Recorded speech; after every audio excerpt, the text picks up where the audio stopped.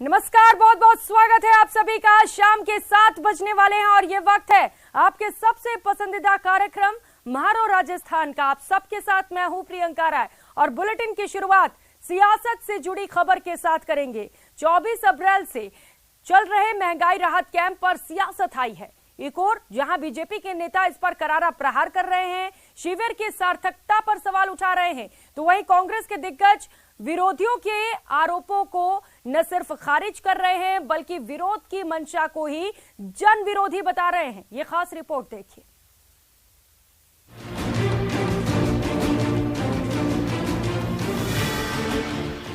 महंगाई राहत शिविर पर बीजेपी का वार, लोगों को घंटों करना पड़ रहा इंतजार। बेकार की कवायद क्यों कर रही सरकार? आप देखिए क्या सहयोग करेंगे? जो सूची बुनी है उससे उस लिस्ट से कोई नया नाम जुड़ रहा है क्या? किसी नए गए व्यक्ति का, लाभार्थी का नाम जुड़ा है क्या? जब वो सूची फिक्स है तो फिर उसको बुलाने का औचित्य क्या है? आरोपों को कांग्रेस ने किया दरकिनार, विरोध की सियासत पर कड़ा पलटवार। इस देश को महंगाई के रास्ते पर ले जाने का काम बीजेपी ने किया है। पेट्रोल, डीजल और गैस सिलेंडर की महंगाई ने लोगों की कमर तोड़ कर रख दी। हमने क्या गुनाह कर दिया? 100 यूनिट तक बिजली फ्री कर दी, जनता का पैसा बचेगा। 25 लाख तक का इलाज फ्री है, 10 लाख तक का दुर्घटना बीमा है, 2000 यूनिट तक किसानों की बिजली फ्री है। कितनी राहत, कितनी सियासत। 24 अप्रैल को सीएम अशोक गहलोत ने जयपुर के महापुरा गांव से महंगाई राहत कैंप की शुरुआत की, जिसके जरिए पात्र लोगों को सरकार की 10 योजनाओं से जोड़ा जा रहा है।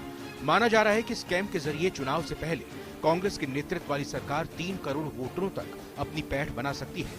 इसीलिए बीजेपी शिविर के औचित्य पर सवाल उठा रही है, राहत की मंशा को कटघरे में खड़े कर रही है। राहत कैंप भी उस गांव गरीब के लिए एक आफत बन के आए।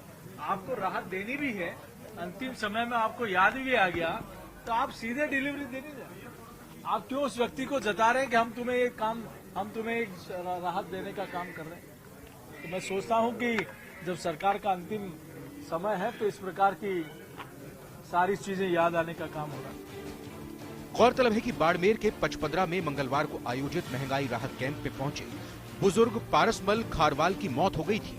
मिली जानकारी के मुताबिक शिविर में दोपहर करीब 2 बजे पहुंचे बुजुर्ग की तेज गर्मी के कारण तबीयत बिगड़ गई। वहां खड़े युवक ने बुजुर्ग को पचपदरा अस्पताल पहुंचाया, जहां चिकित्सक ने उसे मृत घोषित कर दिया। जबकि कलेक्टर के मुताबिक बुजुर्ग की मौत अव्यवस्था के कारण नहीं बल्कि खराब तबीयत के कारण हुई। बुजुर्ग की मौत पर प्रशासन की सफाई से इतर बीजेपी इस मौत के लिए प्रदेश सरकार को जिम्मेदार ठहराने की कोशिश कर रही है। नेता प्रतिपक्ष राजेंद्र राठौड़ ने महंगाई राहत कैंप में बुजुर्ग की मौत को लेकर कांग्रेस पर निशाना साधा। उन्होंने ट्वीट कर कहा कि पचपदरा में महंगाई राहत कैंप में पहुंचे बुजुर्ग पारसमल की मौत सरकार के माथे पर कलंक है। मैंने प्रेस कॉन्फ्रेंस के जरिए पूर्व में ही कहा था कि भीषण गर्मी में कैंप में आने से बुजुर्गों को परेशानी होगी, लेकिन राजनीतिक हित साधने के लिए सरकार उनकी जिंदगी के साथ खिलवाड़ कर रही है।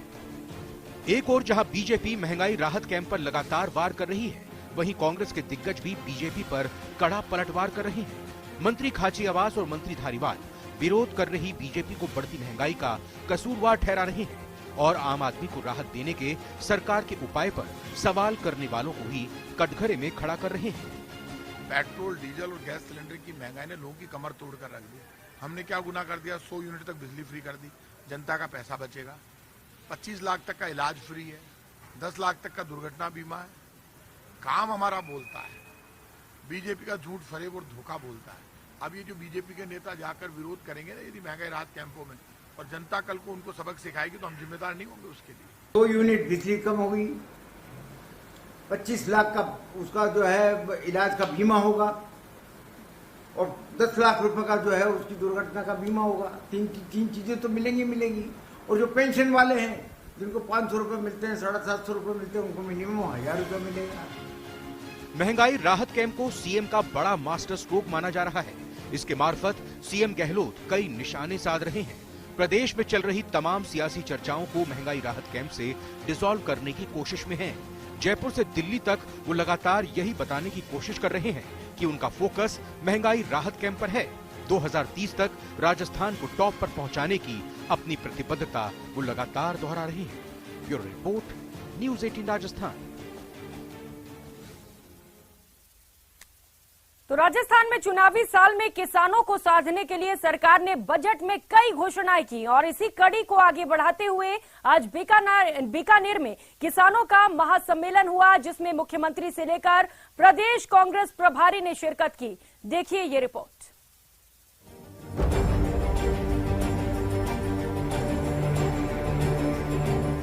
चुनावी साल में सरकार सभी वर्गों को साधने की कोशिश में लगी हुई है। एक तरफ जहां सरकार अपनी महत्वाकांक्षी महंगाई राहत कैंप के जरिए 10 जन कल्याणकारी योजनाओं का लाभ सीधे लाभार्थी तक पहुंचाकर आमजन को महंगाई से राहत दिलाने की कोशिश कर रही है, तो वहीं अब किसानों को साथ रखने के लिए नोखा विधानसभा के जसरासर गांव में किसान सम्मेलन का आयोजन किया गया। यहाँ मुख्यमंत्री ने किसानों के लिए सौगातों का पिटारा खोल दिया। एक तो जसरासर में कॉलेज खोली जाएगी, ये मैं घोषणा करता हूं।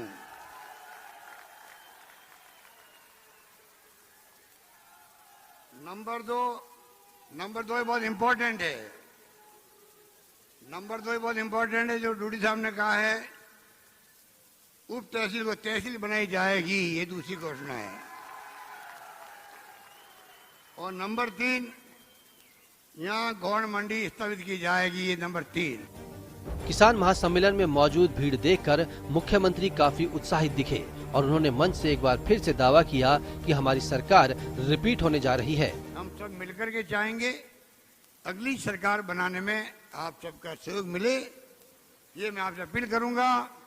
इस बार मूड लग रहा है मुझे, आज की जो मीटिंग है इसके बाद में और मुझे विश्वास पक्का हो गया है। जो मैंने कहा था अभी कि मैंने एक सर्वे करवाया है, सर्वे में आया कि इस बार सरकार रिपीट होगी।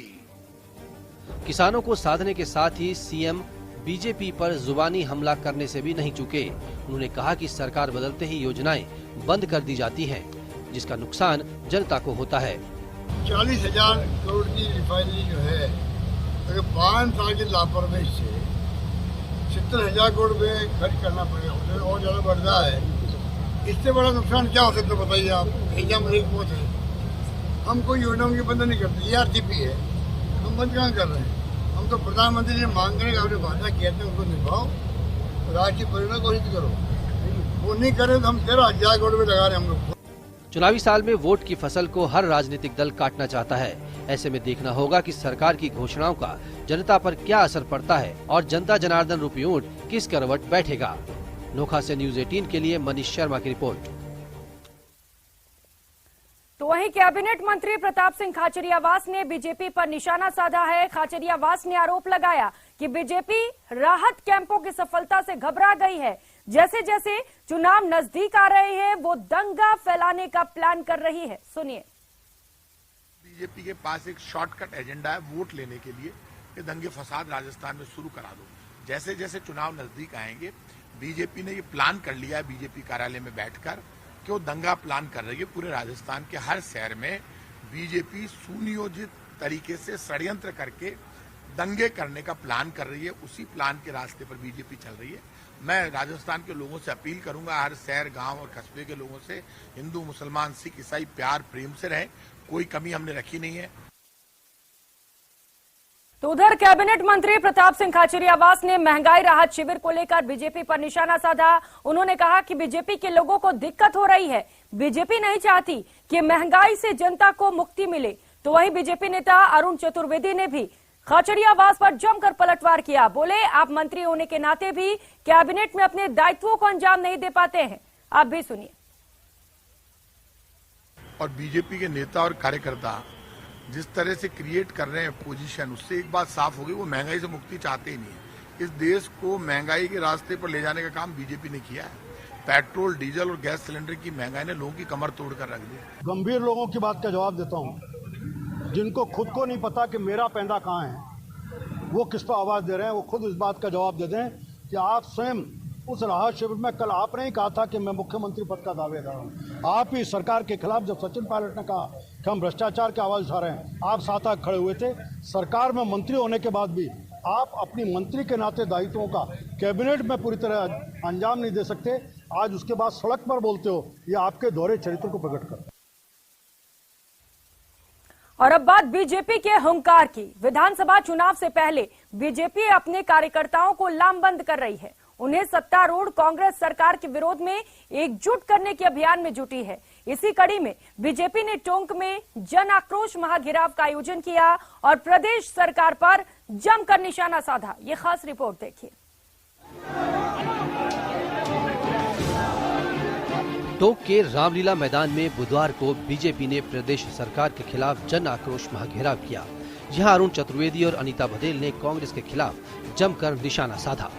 मंदिर के पुजारियों के हत्या उनका आरोप कर रहा है। कहीं भी इस राजस्थान की धरती पर तुष्टीकरण की पराकाष्ठा है कि आपने पीएफआई को कोटा में रैली निकालने की अनुमति दी, उसका परिणाम हुआ कहीं कन्हैया का सिर धड़ से अलग होता है, कहीं करौली की घटना होती है, कहीं बारा की घटना होती है, कहीं जोधपुर की घटना होती है। अनीता बघेल ने सचिन पायलट को लेकर चुटकी लेते हुए सीएम गहलोत से पूछा कि नकारा और निकम्मा है तो टोंक से टिकट क्यों दिया। तो खुद मुख्यमंत्री जी ने कहा है कि ये नकारा और निकम्मा है। जब नकारा और निकम्मा है, आपको पता है, तो उसको टिकट दे करके या टोंक को के पास में क्यों भेजा, टोंक से उसको प्रत्याशी क्यों बनाया? टोंक की जनता को ठगा है आपने। आज जनता अपने विकास को तरस रही है, अपने विधायक को ढूंढ रही है कि कहाँ है हमारा विधायक। बीजेपी नेताओं ने मंच से पेपर लीक, मालपुरा में पथराव समेत विफलताओं को लेकर आक्रोश जताया। जनसभा के बाद बीजेपी ने कलेक्ट्रेट का घेराव किया। इस दौरान बीजेपी नेता और पुलिस अधिकारी आमने सामने आ गए। बीजेपी कार्यकर्ताओं ने बैरिकेडिंग पार कर कलेक्ट्रेट में घुसने की कोशिश की, लेकिन पुलिस ने बीजेपी कार्यकर्ताओं के मंसूबे नाकाम कर दिए। बीजेपी नेता राज्यपाल के नाम ज्ञापन नहीं दे पाए। अरुण चतुर्वेदी ने सियासी खींचतान पर भी जमकर प्रहार किया। राज्यपाल महोदय को भेजना चाहते थे, लेकिन मुख्यमंत्री जी के राज में प्रमुख विपक्षी दल को भी ज्ञापन लेने की फुर्सत उनके प्रशासन को नहीं।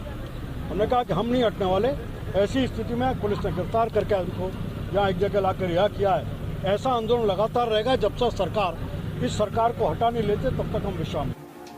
गौरतलब है कि जन आक्रोश महाघेराव को लेकर बीजेपी कार्यकर्ता अरसे से तैयारियों में जुटे हुए थे। पार्टी पदाधिकारी, जनप्रतिनिधि बैठकों के जरिए ज्यादा से ज्यादा संख्या में कार्यकर्ताओं को कार्यक्रम स्थल तक लाने की अपील कर रहे थे। वहीं पार्टी पदाधिकारियों ने पीले चावल बांटकर भी कार्यक्रम के लिए निमंत्रण दिया था, जिसका व्यापक असर देखने को मिला। न्यूज़ 18 राजस्थान के लिए टोंक से दौलत पारिक की रिपोर्ट। तो वहीं जोधपुर में जेएनवीयू में एबीवीपी ने विरोध प्रदर्शन किया। एबीवीपी के कार्यकर्ताओं ने पेपर लीक मामले को लेकर जमकर प्रदर्शन किया और जमकर नारेबाजी की।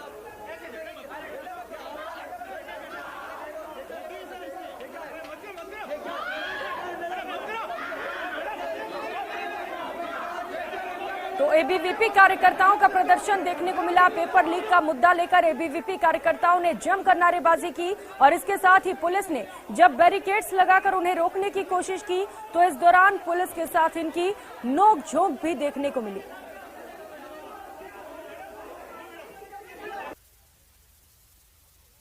तो एबीवीपी का हल्ला बोल आज देखने को मिला। पेपर लीक को लेकर प्रदर्शन किया गया। इस दौरान मौके पर अतिरिक्त पुलिस जब्ता भी मौजूद रहा, क्योंकि वहां पर स्थिति खराब होती चली जा रही थी। बड़ी संख्या में एबीवीपी के कार्यकर्ता एकत्रित हो गए थे और पुलिस के साथ झड़प करते हुए भी नजर आए।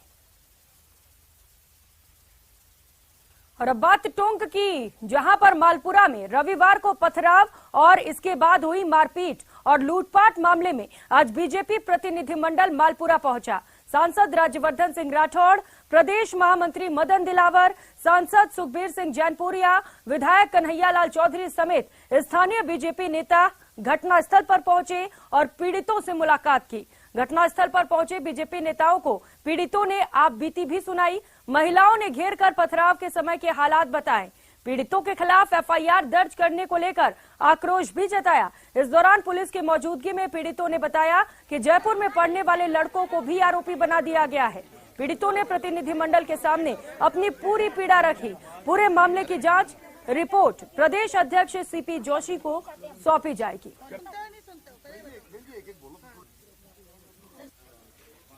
एक बिल्कुल भयावह दृश्य देखने को यहाँ पर मिल रहा है। बिल्कुल एक तरफा हमला हुआ, बिना उकसाए बल्कि कारण दिया गया।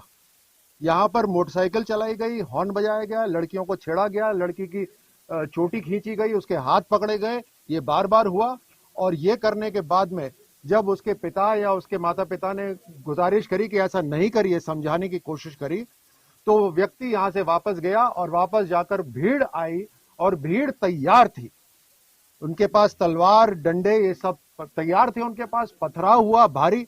उस पथराव का असर अभी भी लोगों की घरों के छतों पे दिख रहा है। यहाँ ISI popular front of India और सीमे के लोगों का, बहुत सारे लोगों का जमावड़ा है और योजनाबद्ध तरीके से कुछ समय अंतराल के बाद हिंदू समाज पर हमला करके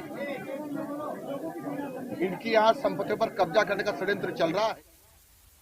और चलिए अब नजर डाल लेते हैं कोरोना से जुड़ी बड़ी खबर कर। कोरोना को लेकर इस वक्त का बड़ा अपडेट सामने आ रहा है। प्रदेश में आज कोरोना के 498 नए मामले दर्ज किए गए हैं। कोरोना से प्रदेश में 3 मरीजों की मौत हो गई है। बाड़मेर, भरतपुर और दौसा में एक मरीजों की मौत हुई है। जयपुर में सबसे ज्यादा एक्टिव केस पाए गए हैं। जयपुर में महज एक दिन में कोरोना के 110 पॉजिटिव मामले सामने आए हैं। तो अब प्रदेश में एक्टिव केस का आंकड़ा बढ़कर 3440 तक पहुंच चुका है। तो एक बार फिर से प्रदेश में कोरोना का विस्फोट हुआ है। लगातार कोरोना के आंकड़े बढ़ते चले जा रहे हैं। ऐसे में आप सभी को सावधान रहने की जरूरत है।